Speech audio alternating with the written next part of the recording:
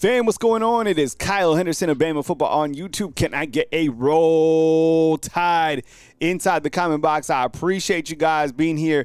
Thank you so much for being on the show today. I really appreciate you guys being here. Let me know where you guys are watching from inside the comment box. I always appreciate to see where you guys are coming from on this fine Thursday, December 19th. A lot to talk about as usual right here on Bama Football on YouTube. Trending topics. We are on an Isaiah Horton watch. He is the wide receiver out of Miami. Should be making his commitment to the Alabama Crimson Tide at any point in time, right? So let's see what happens. That would be another piece of good news. Cam Calhoun committed to the Alabama Crimson Tide yesterday, a defensive back out of Utah. Greg Byrne continues to say, look, you got to fight back if you want Alabama to be competitive in this NIL space. We'll dive into that a little bit. That's a trending topic. And then you also have Malachi Moore with the injury news. He will not be participating in the upcoming bowl game against the Michigan Wolverines. That game scheduled for December 31st. And after that, you have 5 more days of the transfer portal that will be open for Alabama. So a lot to continue to track. We had a Keon Keeley update yesterday from Kane Womack. It was a positive update, right? Remember, we will put transfer news by anything that is transfer related. And then Nakai Hill-Green is visiting. We continue to have that as a trending topic because I think when you look to Alabama's inside linebacker unit, you understand the magnitude of Alabama getting someone from the transfer portal at the inside linebacker position. And we'll talk about the Alabama depth. You know what's interesting about Alabama, if you subtract, and we're going to spend a lot of time on receiver this morning, because if you looked at Alabama's depth chart, like as of today, you only have a few guys that are actually healthy to play in this upcoming bowl game against Michigan. So we got a lot to go over. I appreciate you guys being here. We got T up in the house. Good morning, everyone.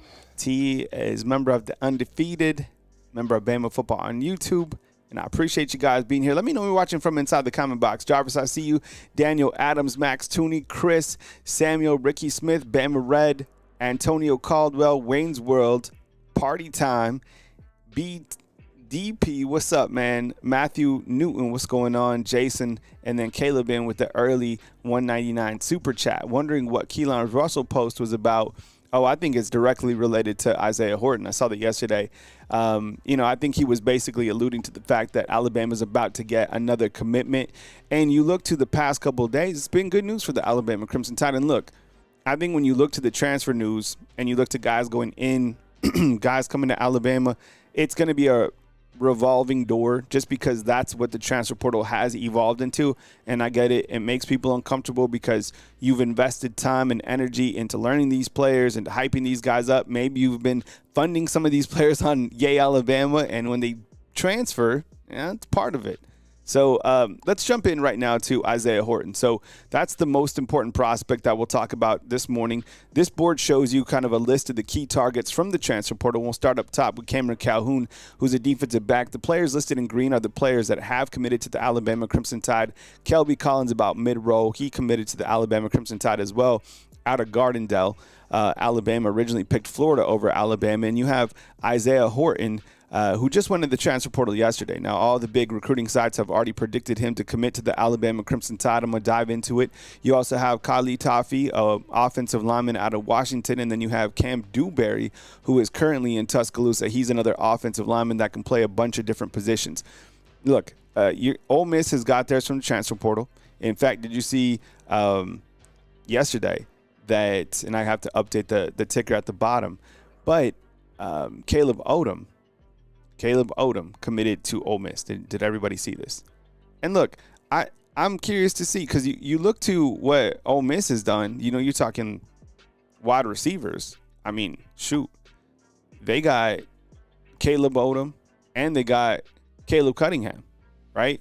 So that's a nice little setup for them. And you know what? To be honest, I did like their backup quarterback. So the hat, I know everybody asks me all the time about these hats. So I have a white one and a black one.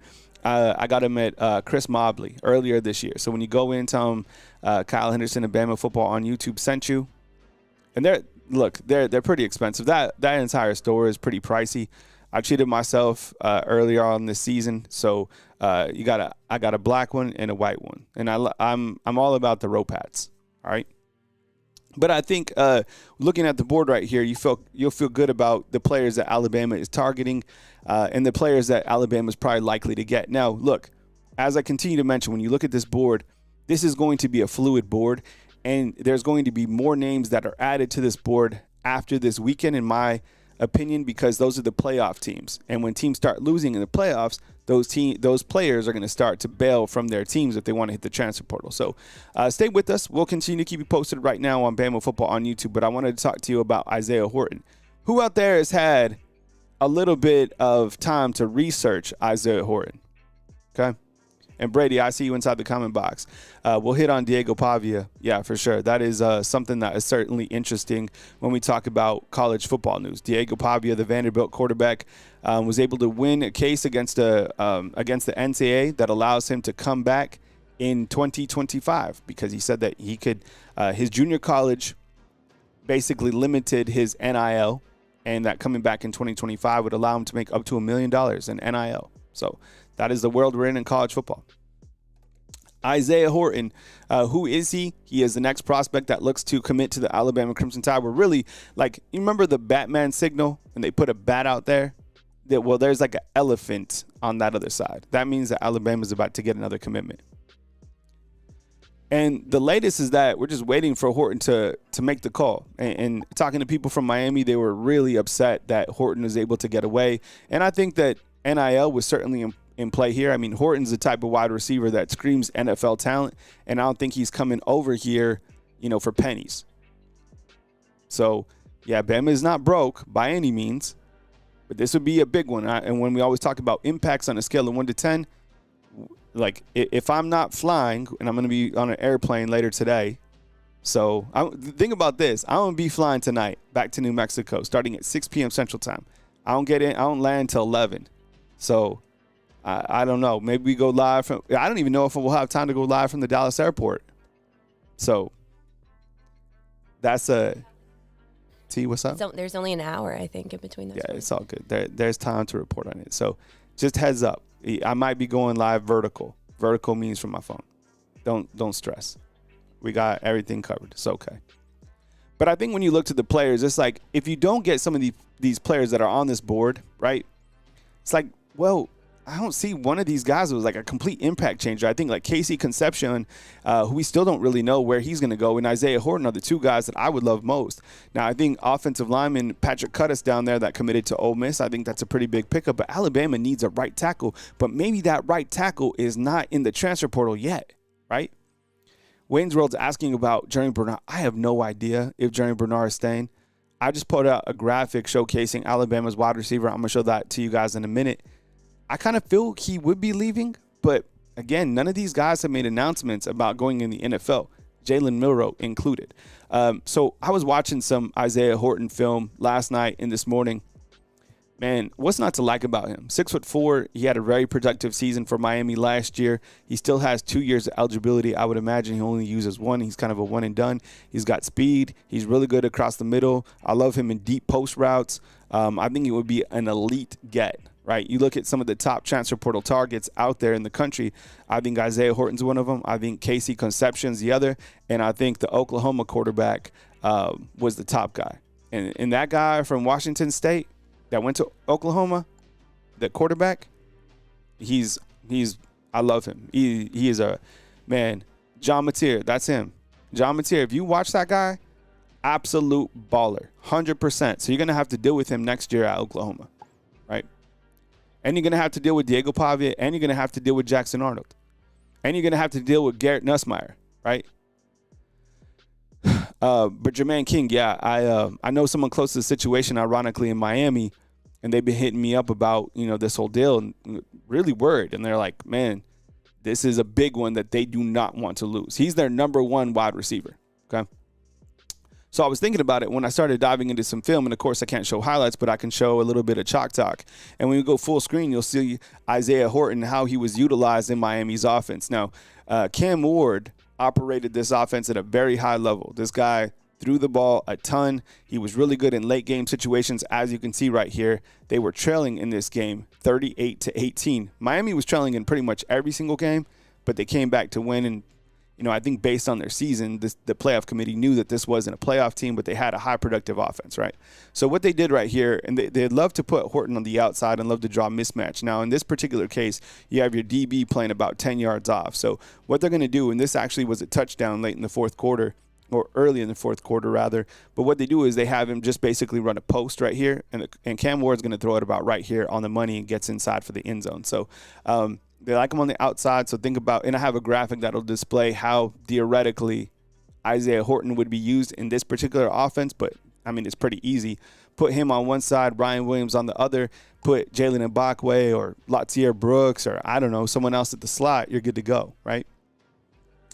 In this particular situation, this was another touchdown. Isaiah Horton actually had 9 receptions in the game against Cal.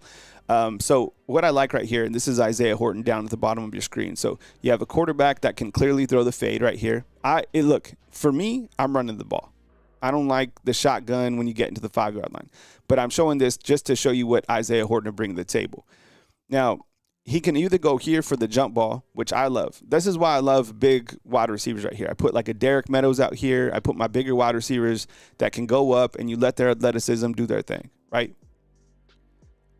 However, in this case, this Miami wide receiver is going to basically kind of run like a runoff over here to the middle of the end zone, and Isaiah Horton is going to come right here and catch kind of like almost a screen. He's going to catch it about right here and run into the end zone for another touchdown. So Isaiah Horton is going to be someone who is certainly utilized in a lot of different ways if he does and when he does commit to the Alabama Crimson Tide. This guy screams NFL. He has high talent, and the Alabama wide receiver room will be that much richer when he does jump on board. So, look, I have no – if you got Casey Concepcion and Isaiah Horton, like, oh, my goodness. That would be – and you had Ryan Williams, that's crazy. Like, that is absolutely fire. You had the best wide receiver core in the entire nation, right? And I know these guys are banged up right now, but you get Isaiah Horton and Casey, and I haven't even heard an update on Casey. So I have no idea. And I don't do predictions or anything like that. I don't do stuff like that. But everybody else, same stuff. They're just kind of waiting on Isaiah Horton to come. And then, who knows? Things are fluid. Maybe someone comes in and offers this dude more than Alabama. I have no idea.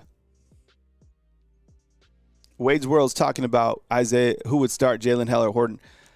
It would be Horton, and that's no disrespect to Jalen Hell. I think you just figured out ways to get Jalen Hell on the field as well. And that's going to be the thing that Alabama has to figure out. And when Jamarcus Shepard and Nick Sheridan and Kalen DeBoer get together, is how do we utilize this offense? Now, I know that you guys are going to go there, so I have some graphics detailing how Washington used their wide receivers. It's a drastic change from how Alabama operated their offenses past season. So let me finish this out. So then I started thinking about, and here you go. Then I was like, damn, how do you get all these guys onto the field? Okay. And I put Keelan Russell back there. I know my Ty Simpson fans are going to get mad. If I would have put Simpson back there, Russell, they're going to be like, you misspelled it. And I'm sure you're mad that Austin Mack's going to be right there, right? You're like, so maybe I'll just put quarterback, right? To make everybody happy. But just for graphics sake, I was just throwing this out, okay? And I have no idea if Jeremy Bernard's going to come out. And in fact, this was the only time that I saw Alabama go in using 5 wide receivers. In fact, it was really only 4 wide receivers because in this game against Georgia this past year, this was Josh Cuevas. I can't remember if this was Cuevas or if this was C.J. Dupree. And in fact, this is the receiver who caught the ball. But let's just say that these wide receivers, they're all wide receivers. And this is how you make this room happy. Now, I'm not saying you put the running backs on the sideline, but let's call it what it is. Sometimes you need a sped up offense. Sometimes you just need to let these guys eat on the offensive side, right? Situational football. Let's just say you had Jeremy Bernard. Now, if Jeremy Bernard's not here, you sub in another wide receiver up there. But it was Cuevas, right? And Cuevas was the one that caught the football basically on a hitch route, right around here.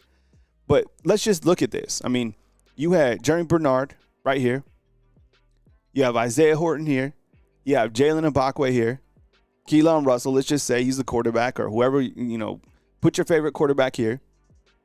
You put Jalen Hell down here.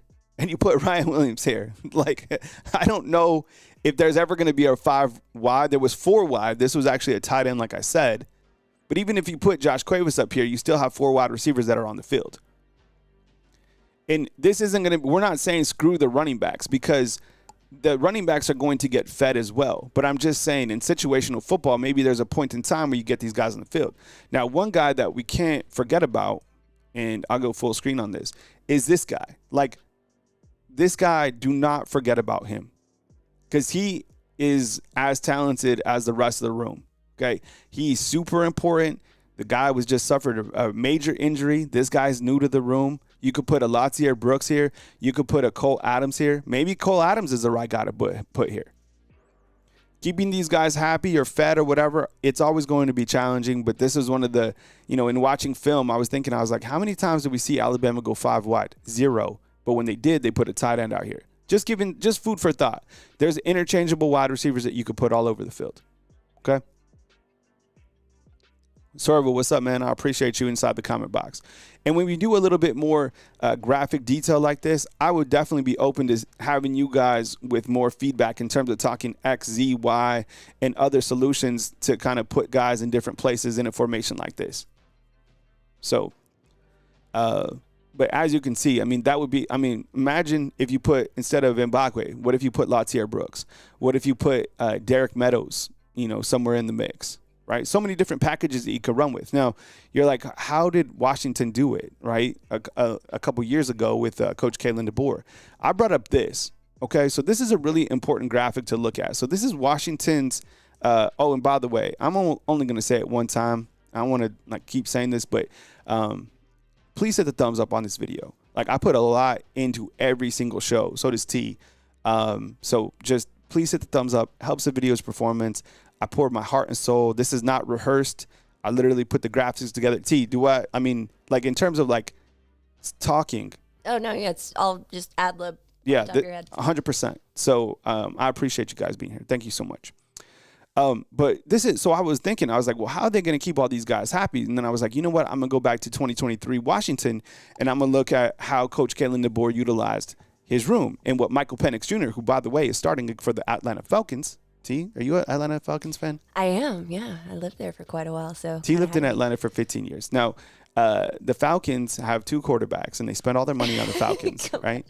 Which is absolutely crazy. But this is how Washington operated their offense. And look how many guys got opportunities. Now, I'm going to show you this. This highlighted area right here, this is receptions, okay? Receptions. So let's just say this is Ryan Williams. Look, 92. Okay? Polk had 69. Westover had 46. So you see what I'm saying? Think about it. This could be Williams. This could be Hell. This could be Horton. This could be Jalen Mbakwe. This could be Bernard. So I'm just saying, yeah. Randy, what's up, man? I see you inside the comment box. Yeah, I definitely think that Bubba Hampton will be a slot position player for sure. So, if I don't add the guy to the screen, it's no disrespect. I'm just showing the graphic for the graphic's sake. This could be Cole Adams. I have no idea. But if you look to Alabama's offense and how it was utilized this past year, it was really only 2 wide receivers. In fact, the third receiver on Alabama's team only caught, I think, 11 receptions. So in Washington, you're like, oh my goodness, look at all these guys eating, right? And if you're like, wow, well, the running back didn't eat. That's not true. Dylan Johnson, right here, who was a running back, look how many carries he had. Think about this, fam. What I'm about to tell you is still crazy, okay? Wade's World, right here. This is how many he got. 232 carries for almost 1,200 yards.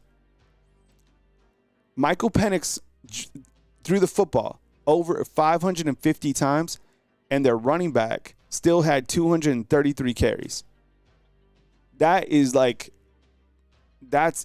amazing. Yes, and Bubba is out for this upcoming game. Marcus, what's up, man? You're a Falcons fan? I'm starting Michael Penix Jr. in this fantasy tournament, man, that I'm in. We'll see how he does. Am I going to start it? Yeah, I'm going to start him. This is the last game of the season. I have nothing to lose. Okay. It's a game time decision, right? So look, I don't know. Let's say that just Jam Miller maybe gets 65% of the carries and Richard Young gets the rest. You're still going to get a high production from the running backs in this style of offense. Now you're like, how is this all going to work? Well, we go back to the fact that it's going to be a different quarterback that can operate Coach Kalen DeBoer's true offense, right? I think this offense, as we know, is predicated around the athleticism of Jalen Milroe. Okay? So when you have a different wide receiver come in, or a different quarterback come in, and a different quarterback take over, this is what I would imagine you would see in terms of the overall production. Now, this offense went to the national championship game. It was a really good offense. Much better than Alabama's offense this past year. Much, much better. And they had a much better offensive coordinator as well, in Ryan Grubb than Nick Sheridan. And if you're Nick Sheridan and watching this show, I'm sorry if that upsets you, but you have to work on your craft. And I get it. You were working with the quarterback that you were told to play. But you're going to get another chance this coming year to work with another quarterback, whether that's Ty, whether that's Austin, whether that's Keelan, right? And your job is to not necessarily replicate what we see here on the screen, but your job is to play the best players at every single position and to win a national championship and to have schematics that keep things rhythmic. I felt at times when watching Alabama's offense going back and forth, like they had rhythm, then they didn't. Jam would start getting hot, and then they'd start throwing. It was kind of all over the place. So let's look at two graphics. Right here, this would be if Isaiah Horton does commit at some point. This is what the receiver room would look like. And look, if Jeremy Bernard stays, this room is crazy loaded. I mean, add Casey Concepcion if he comes here too. Like, my goodness. See, and the reason I have no idea. I haven't even seen an update on KC at all. But maybe you got a wide receiver recently in Jalen Mbakwe. Maybe that's the guy. See, Ryan, that's what I'm saying is like, did Alabama is that your slot position player that Alabama basically got from the transfer portal? Is it Jalen Mbakwe? Right?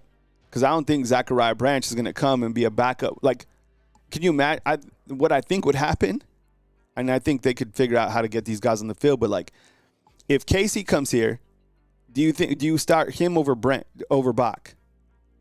And then Bach is like, hey, I'm not playing on the offense. You told me I was going to play, like, on offense. And KC's like, yo, I'm coming here to be the man. Right? I have no idea. Lance, but I think Lance might be right. But anyways, this is a really good room. Now, going into this bowl game, this is what the Alabama wide receiver room looks like. Look at this.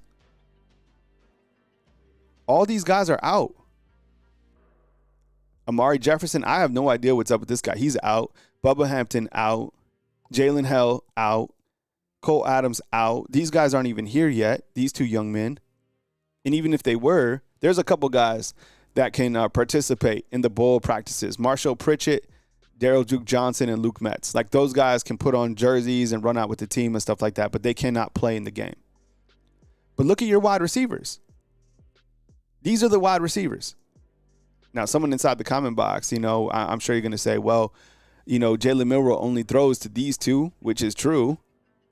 But I would imagine that you see Jalen Mbakwe start to play with the offense against Michigan. 100%.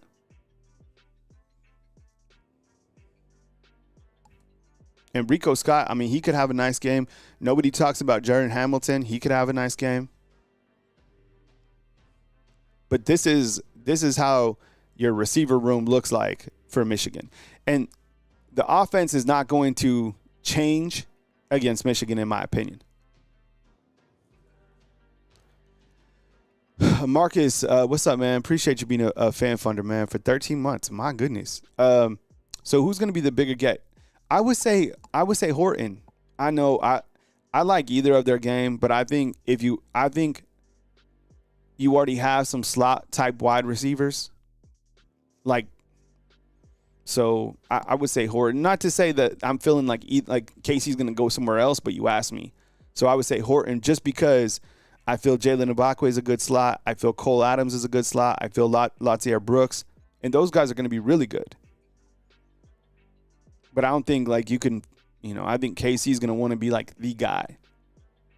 And Max is right. Like you get this Isaiah Horton in, this is a huge, huge deal. I'm not playing. This is huge. And Matthew's right. He gives you that X-type wide receiver. And that's why I'm kind of thinking that with this guy in, this guy might be out, which is fine. Now, if these guys both stay, here's your trio right here, your quad.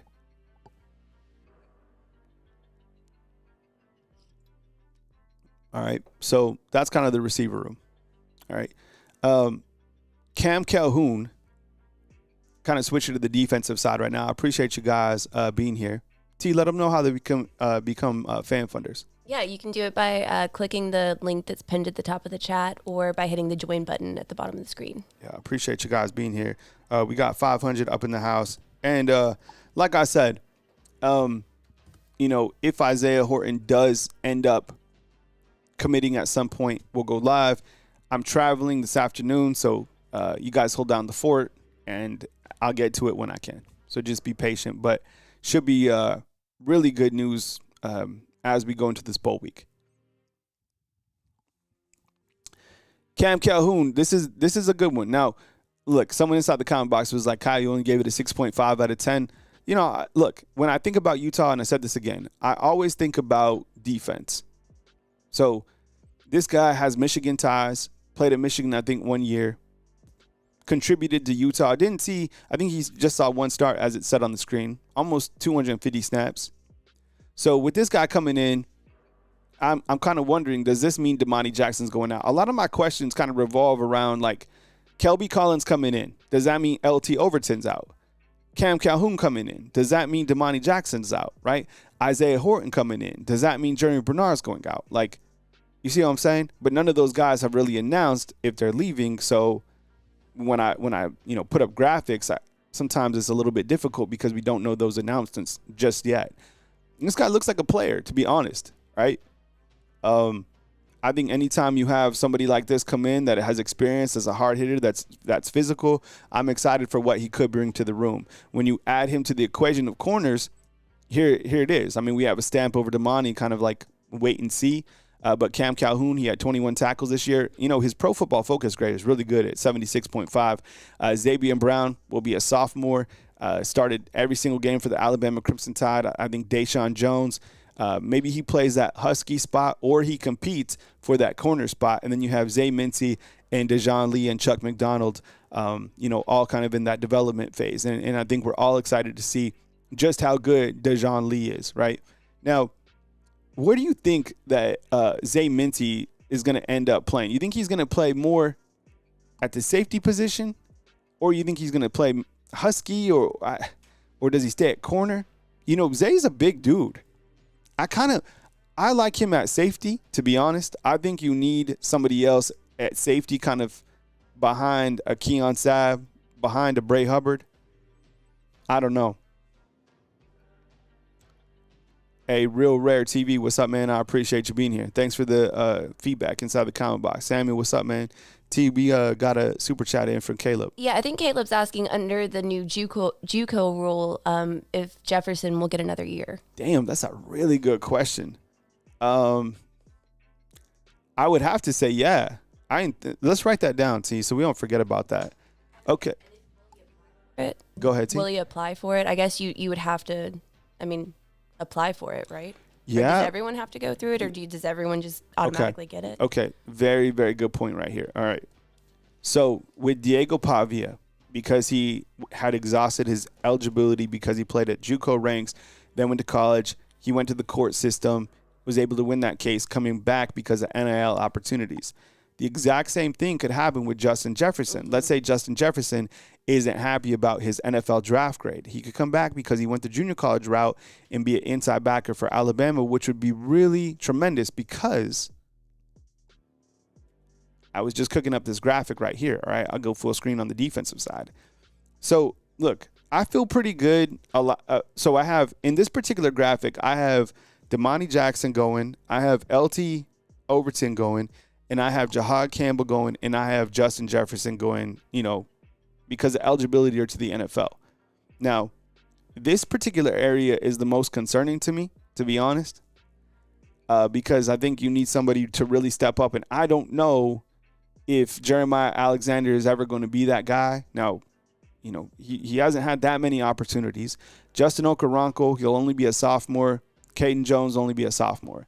So if Justin Jefferson, let's say, gets some extra year eligibility because of this junior college rule that goes in place, maybe Justin Jefferson could be right here. I mean, he called the plays in this last game.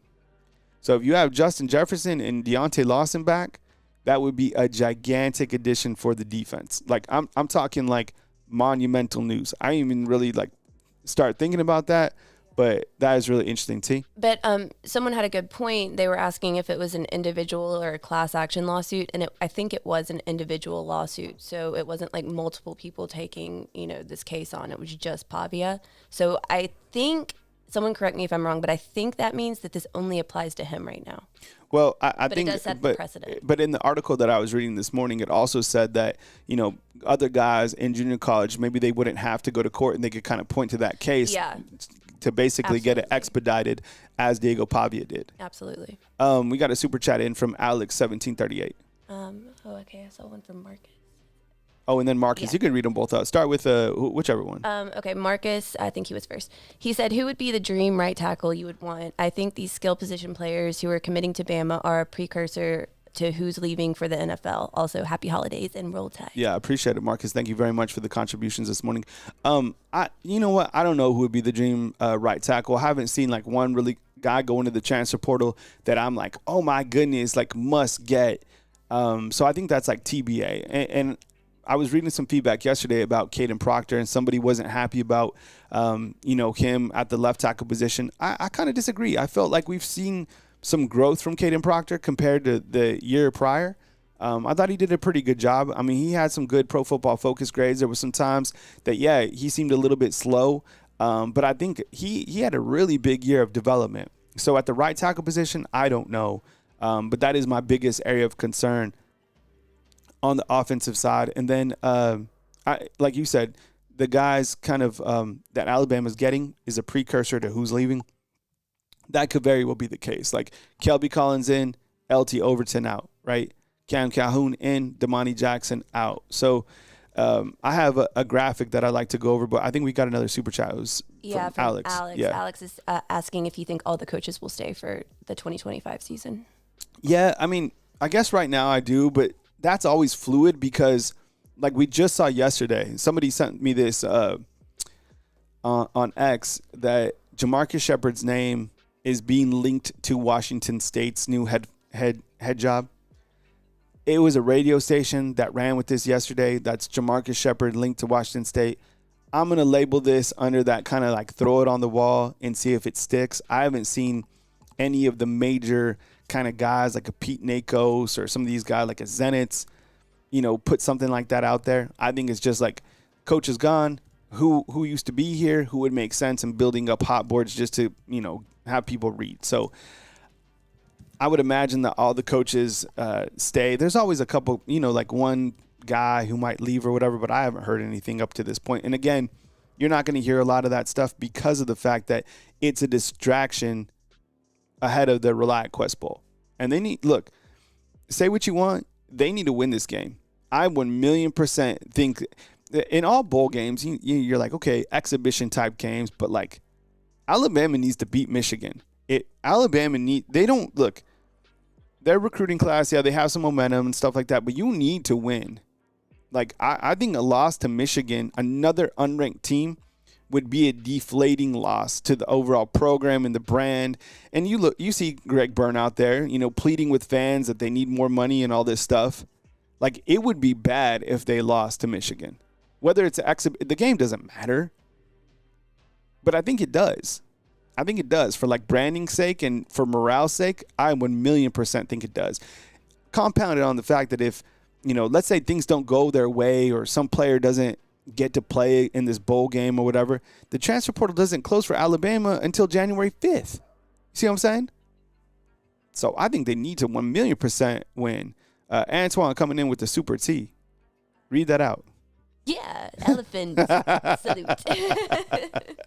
Appreciate you. Thank you so much. Appreciate you. Let me go back to this defensive graphic, though, real quick. And this is the areas that I have more players listed. Those are the areas that I think will be position battles going into 2025. I'll build out one of these before the bowl game to kind of show you an idea of who's playing in the bowl game. Let's start up at the top with Husky. So you have Red Morgan, Deshaun Jones, and I don't know, somebody else, right? I don't know who else would be at the Husky position, but look, we all saw Red Morgan get beat. We all saw Red Morgan play physical. We saw Red Morgan as a true freshman. He has good size. Deshaun Jones came in. We saw some opportunities from him. He was a transfer from Wake Forest. So I don't know. Your guess is as good as mine at the Husky position. I'd probably put the front runner as Red Morgan because he had more opportunities splitting time with Devontae Smith. Now, if Devontae Smith comes back, you have him, and he's a starter, but he bounced out. Now, the inside linebacker position, I think this area right here needs a lot of help. Now, as we were just, kind of dreaming up the fact that Justin Jefferson could be there. Now, if you get Justin Jefferson and Deontay Lawson back, you're like an A at inside linebacker. All you need is these guys to continue to develop behind him. Justin Okoronkwo, he definitely looks the part. And actually, I think Caden Jones have more tackles than him. And then Jeremiah Alexander, I don't know. I don't know if he's the guy that we thought he was going to be. I don't know. Maybe he's just kind of a late bloomer. Down here at the Bandit side, you have Kelby Collins, Jordan Renard, and Keon Keeley.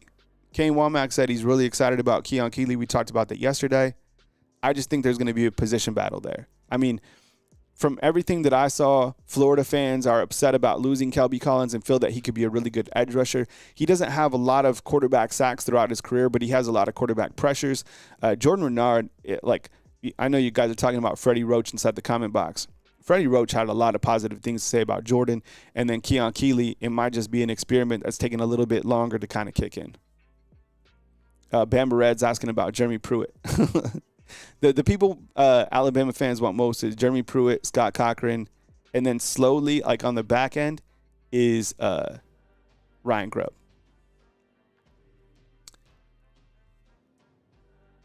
And then I think down at the bottom, you're probably going to have a hell of a battle for the corner position in terms of a position battle, right? Whether that's Cam Calhoun versus Deshaun Jones, Zay Mincy, Dejon Lee coming in. I think that's probably one of your biggest areas. And it'll be a guy that starts there that doesn't have a lot of experience. Maybe Cam Calhoun comes in. I mean, he only started one game. Deshaun Jones probably played as much as he did. Not at corner, but kind of all over the field. Zay Mincy, I saw him get beat as well.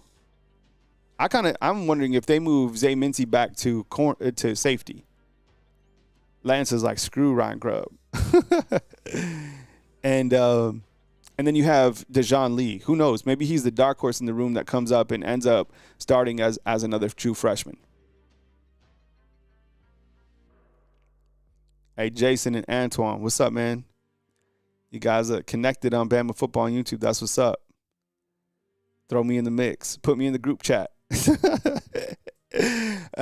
I'm feeling left out over here. You guys, enjoying yourselves inside the comment box. Robert, what's up, man? Robert is saying SMU versus Penn State. Penn State wins and plays Boise State.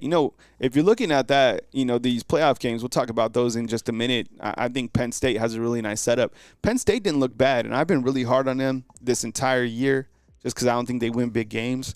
But you got to like their path to the playoffs. Antoine, they're high school teammates. That's what's up, man. That's cool. That's crazy. All right, so the defense right here, I think this will be the last thing that I say on the defense. I feel good about the safety position, right? With Keon Sabb coming back, Bray Hubbard, and who else knows? Maybe someone else starts to develop here. Quay Russo is a beast. You also have Yanzi Pierre, right? You brought in Cavante Henry. I don't know where Cavante Henry will play. I would suspect the Wolf position, but maybe Bandit. I don't know. The new additions that we went over, obviously Cam Calhoun in from Utah and Kelby Collins. And the title of this video is Isaiah Horton, a prospect we are all watching, right? Malachi Moore out this bowl game. We hit on that. Here's a look at the safety position for the bowl game. We hit on that. King Mack and Bray Hubbard will be your starters. T, we got Wayne's World Party Time up in the chat. Yeah, he says just because Ty waited doesn't make him ready. Mbakwe should only start DB, but reps at wide receiver. Keely and Collins together would be awesome. Do you start Hubbard and Sapp? Yeah, I think you start Hubbard and Sapp, absolutely, and I appreciate it. Wayne's World Party Time. Yeah, and that's right. Like, when you talk about the quarterback position, just because you waited in line and you were, the model citizen and you understand the playbook doesn't mean that you're entitled to be the starter. Like, I don't want any type of okay, this guy waited, he should start. Like, the best player starts, period. And that's it. And if your job, if you're not the right person for the job, a head football coach or any type of manager in an organization, their responsibility is to put the best person at that job. We talk about that every single day here. There's no entitlement. It seems like Ty Simpson is a wonderful person, and I think he's going to make a wonderful coach. And look, if he's the best guy for the job, then put him as a starter. So I'm just telling you, Ty Simpson has not beat out Jalen Milroe. So that's what I think you kind of start thinking about, right? The running back room, be good to go. Richard Young, I'm expecting a big game from the running backs. Jam Miller in the last game when Alabama played Auburn, would he get 28 carries? That was the most carries that he got all season long. Prior to that, it was like 13 or something like that. Richard Young's going to get a healthy dose, I would imagine, with Justice Haynes being out. He gets elevated to the number 2 spot. Daniel Hill, Kevin Riley should see a little bit elevated roles, whatever that means for those two guys. And then A.K. Deere is the running back that you signed from the transfer portal, all right? Jalen Mbakwe, just a little quick hit from Nick Sheridan, just said, look, it's a little bit early to understand where he would be on the offensive side, right? And then Keon Keeley, in regards to what Coach Kane Womack said, he was like, look, the guy is doing what he needs to do, and he's really excited about the growth and development of Keon Keeley. Greg Byrne, this was a hot topic around all of college football, and we talked about this yesterday in the evening time, basically pleading with fans to help support players that are on the field because other programs are poaching Alabama because of, the money situation. I mean, Caleb Odom just signed with Ole Miss. We all saw the stuff with Jalen Mbakwe. I mean, I think what we finally kind of came to yesterday was the fact that I think fans want to know, if you're donating somewhere, especially to Yay Alabama, and it's going to players, how much are the players making? Where is it going to? Do you get that money back if the players transfer? There's a lot of gray areas with this. I understand it's the model that they have came up with. There's a lot of, it's uncomfortable because it's dealing with people's money. And it's like somebody who is a mega millionaire like Greg Byrne asking for people to kind of, pitch in. It makes people uncomfortable. I think because Greg Byrne, he's making $3 million? Yeah, something like that. Right? And I mean, I don't, and you see what Florida State's football coach did, $4.5 million back to the program. Are we going to see that from Coach Kalen DeBoer? Be like, look, I'm going to make such a big contribution to Alabama football because in my team, half of my salary is going to Yay Alabama. And that's how committed I am to keeping my players happy. Yeah, he makes about a little over $2 million a year. Can you read out Robert's comment inside the comment box? Yeah, he says, Byrne wants to win every game, hire very best coaches who knows how to develop players for NFL draft and development recruiting, best players, 4- and 5-star recruits, and compete for national championships. Yeah, and Daniel, I think, that's an interesting thing is how much are they giving? I don't know if they do give or whatever. I'm sure, surely something, right? Right, yeah, I'm sure, but who knows? All right. That's another thing, too, is Tua. You can go to Tua. You can go to Christian Barmore. You can go to some of these guys that signed, those are the millionaires. That email should have went to the former NFL players. And you know what? Who's to say that it didn't, right? Yay, Alabama, aka Aaron Suttle's Bourbon Fund. And I think a lot of those guys are connected too. I would imagine, there's a lot of people behind the scenes that are connected with all this, and I don't know. It's kind of uncomfortable to talk about, but this is kind of where we're at. And the email that was kind of sent around the world, I think it seems like it's getting more negative feedback than positive. I saw Jalen Mbakwe recently on TikTok. He looks happy. He was posted in his house and he was dancing and he's happy. He was like, damn, he just, really yeah, for sure. And look, people, we don't know all the facts with Jalen Mbakwe. People are saying, on one side, they're saying there's no way Alabama matched. Jalen Mbakwe looks really happy. Another side, they said that Jalen Mbakwe just wanted to play on the offensive side. But does that mean that Alabama then isn't getting in like some other wide receivers because they got Bach? I don't know. I'm sure they had to restructure. Oh, Willow, I think that's why. Yeah, he should have gave all that contract back, Mike Norvell. 2 games? 2 games? Crazy. That would be another one too. I would imagine Saban's, helping out. I haven't heard that on Ryan Grubb in terms of him getting fired. I mean, the Seahawks offense is, Geno Smith, all the weapons that they have. Sigma, what's up, man? Yeah, we're live. Candy bars, what's going on? I don't know what that means. But here we are. So I have no idea how this is all going to shake out. But I mean, there's different ways to support the university. I'm sure a lot of people do. But now it's like you pay for players to stay and then the players leave. There's no contract, right, with these players. They just get the money and then they can just bounce out if they got bigger deals. I don't know. It's weird. We went over a different graphic that kind of showed the Alabama offense, so I won't spend too much time on that one. Here are some of the where the players went. I think we need to update this top one. Caleb Odom committed yesterday to Ole Miss, as we spoke about. The ReliaQuest Bowl, you got Coach Kalen DeBoer and Sharamo going head-to-head. The players that could opt out that didn't, pretty much every single player for Alabama is willing to play in this game. Malachi Moore, who's clearly eligible to play in this game, will not because he is injured. Now, Michigan on the other side has some opt-outs. Donovan Edwards, most notably being on the cover of NCAA football. He won't be playing in this game, and I think Alabama's favored by like 10.5 or something like that. When you look at the college football games coming up this weekend, you have Indiana going to South Bend to take on Notre Dame. You have SMU taking on Penn State. You have Clemson taking on Texas, and you have Tennessee taking on Ohio State. You know what? To be honest, I'm excited about watching these playoff games. I really am. But what this has done and what it continues to do is it makes the other bowl games completely and utterly meaningless. Like nobody cares about these other bowl games, right?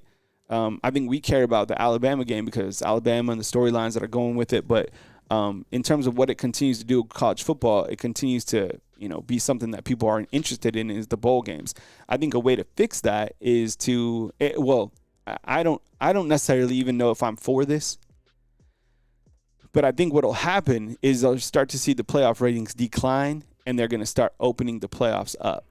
So I would imagine that they're going to warm you up with 14, then 16, then eventually 32. And that's probably how it's going to be. Jason Basenberg inside the comment box is like, nobody talks about the heist Proctor pulled. When Iowa went in the bag for him, then he took it and ran back for more money. Look, the rules on some of this stuff too are just absolutely out of control because of the gray areas. And it's like, what do you hate? The player of the game. The NCAA, they have no control over any of this. And every time they go up against the Tennessee quarterback, they lose. They tried to go up against Nico, they lost. They tried to go against Diego, they lost. Crazy, crazy, crazy. Last thing I want to hit on is this Alabama football schedule. Now you're starting it. I think that I said this yesterday. T, can you put this as a poll question, please? I think that this schedule, so can you put it like this? Fam, which schedule is harder, 2024 or 2025? And I get it. You don't know all the dynamics of, what's going to happen in 2025. But just looking at it from a snapshot, after Alabama's schedule. Which schedule is harder? I think this schedule is harder. So just put which schedule is harder, however you want to phrase it. I think that this schedule is harder, not the front end. The front end is a cakewalk. The first 4 games are snooze fest. What you want, that's what the playoffs want you to play this type of game. They want you to play Florida State, Monroe, Wisconsin, Mercer, Northern Illinois, blah, blah, blah. But because Alabama's in the SEC, look at September 27th. This year, aren't we playing pretty much the same? Yeah, it's pretty much the same. It's just the order. Yeah, right? I think, you have Eastern Illinois, right? Yeah. Florida State is new. South Florida is no longer on the schedule. Mercer's not on the schedule. See, and I think when they did this, I think probably how Greg Byrne and Coach Saban, how they were envisioning this is the playoff committee would take into account strength of schedule. And they're like, all right, let's put Wisconsin, who's like a mid-tier Big Ten team in, and we'll do a home and home with them. Mm-hmm. And let's do Florida State on the road because they have something cooking. And that'll elevate our strength of schedule because Florida State, they probably win the ACC. We didn't know that Florida State would go to Division II. So now that's like, a Mercer, which is fine, but I think it's easier, the front end schedule. Now, September 27th through October 25th is, man, that is dangerous. Honestly, look at this. Through November 8th. I know. This is a hard schedule. Thank God there's that bye week and then Eastern Illinois to sacrifice. But, okay, so let's look at it. Let's give it a little context. Okay, do I have to say anything else about this September 27th? No. Georgia on the road. That's crazy. That's going to be hard. Kirby Smart, he is game planning for that game right now. Okay? The crazy thing is Alabama's won the last 9 out of 10 against Georgia, right? Vanderbilt, Diego Pavia is back. And nearly every single SEC team has a bye week before they play us. That's what I thought. Yeah. Yeah, maybe we could highlight the teams that have bye weeks before they play Alabama. It's literally all of them pretty much. Really? Yeah. Whoa, that's crazy. So Vanderbilt, 2 weeks to prepare. Then you deal with Eli Drinkwitz and whoever their quarterback will be. Tennessee, you got Nico coming back. Tennessee's won the last 2 out of 3 times. Then you go to South Carolina. That's crazy. That's going to be really – that little chunk right there is going to be ultra challenging. You have an open week, and then you prepare for – look at these quarterbacks that you're preparing for. Hear me out, fam, okay? You know that that graphic we showed of the secondary? Look at the quarterbacks that Alabama is going to face from – I guess October 18th through November 29th. Okay? Nico of Tennessee, Lenoris Sellers of South Carolina, the same guy last year. Garrett Nussmeier, he's back. Tyler Meek from Washington State that just committed to Oklahoma, the number 1 transfer portal player. Okay? And then at the end, your surprise is Jackson Arnold at the Haunted Barn. That's a hard schedule. What's the poll say, T? Most people think that 2025 is harder, 67%. Yeah, I do too. And now that we know, these quarterbacks.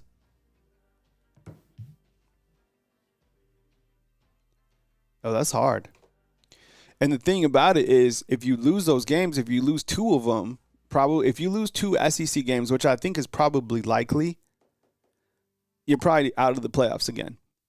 Not because you're not a top 12 team, but because the way that the playoffs are situated. The teams that are already in the playoffs are Boise State, Notre Dame, or Boise State or UNLV, the winner of that conference, Notre Dame, Oregon, if you look at their schedule. So there's like 3 teams right there.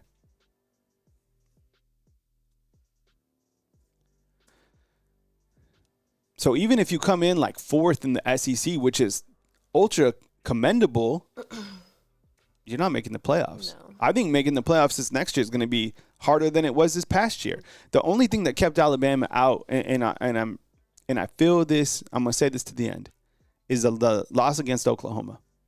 I think that loss to Oklahoma, because it was towards the back end and because they played so poor and it wasn't a close. I think if they lose that game like 24-21 or something like that, that's why SMU wasn't penalized. SMU wasn't penalized because they came back and Clemson basically won on the last second field goal. So I think the committee valued that game as a tie, whereas they looked at Alabama against Oklahoma and they're like, they just straight up played like trash on both sides of the ball.